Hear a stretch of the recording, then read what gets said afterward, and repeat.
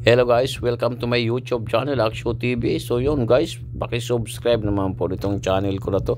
Marami pong salamat sa mga magsusubscribe ko at sa mga nag-subscribe na po, maraming salamat po. At ito guys, ang bagong henerasyon ng Gilas Pilipinas, sa atin dito papanoorin ang mga balita at bibigyan natin reaction.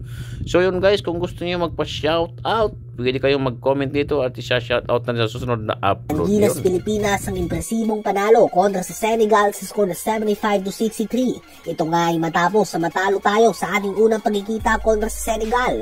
Napakagandang fourth quarter ang pinakita ng Gilas na outscore nila ang Senegal 28-10 sa final 10 minutes ng game, including ang 18-3 run sa loob lamang ng 6 na minuto. Yan ay pinangunahan ni Kiefer Ravena, Abay Julmar Fajardo, Bobby Ray Parks Jr., CJ Perez at AJ Edu. Napakaganda nga ng performance si AJ Edu offensively and defensively. Kapag pumasok na nga ang kanyang mga outside shots ay lumalaki ng espasyo para kay Abay na mga labaw sa ilalim at kay Kai Sotto in the near future.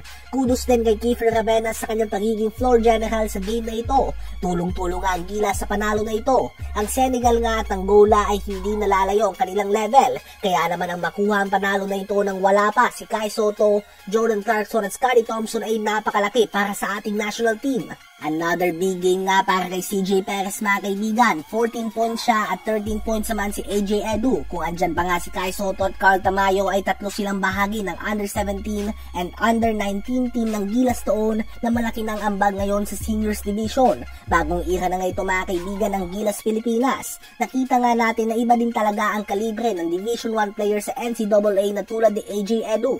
Kaya naman hopefully ay someday ay mabigyan din ng chance ang katulad ni Remy Martin na isang NCAA champion at talagang nagdomina sa March Madness.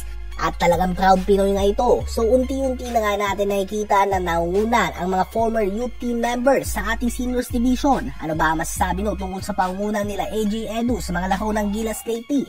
Sumungo naman tayo sa Team USA. Nang mabuo ang lineup nila ay madami na ang skeptical o duda sa kanilang kakayahan na manalo ng gintong medalya sa darating na FIBA World Cup sa August 25. Ito ay kinabibilangan ni Brandon Ingram, Paolo Banchero, Josh Hart, Walker Kessler, Jalen Bronson, Bobby Portis, Anthony Edwards, Jaren Jackson Jr., Tyrese Haliburton, Cam Johnson, Austin Reeves at Mikal Bridges. Ang coach nga nila ay si Steve Kerr at assistant coach naman si Coach Eric Spoelstra ng Miami Heat. Ang team na ito ay tinalo ng dalawang magkasunod na beses ng USA Select Team o Team B kung tawagin na kinabibilangan nila Peyton Pritchard, Jalen Green, Kate Cunningham, Chet Holmgren, Jalen Duren at iba pa. At dahil dyan ay mas naging duda nga mga fans ay papakita ng USA team na ito sa darating na World Cup. Sa last World Cup nga ay nagtapos lamang ang Team USA sa pang-7 pwesto at ngayon ay inaasahan na magkakaroon pa sila ng worst finish. Nawawala na nga daw ang pagiging makabayan ng mga American basketball players at ayaw na nilang i-represent ang kanilang national team bukod na lamang sa Olympics.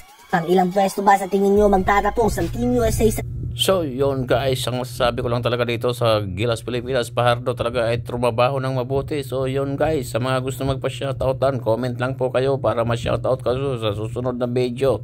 So yun, Aksyo TV po, paki-subscribe na lang. Maraming salamat. God bless you all.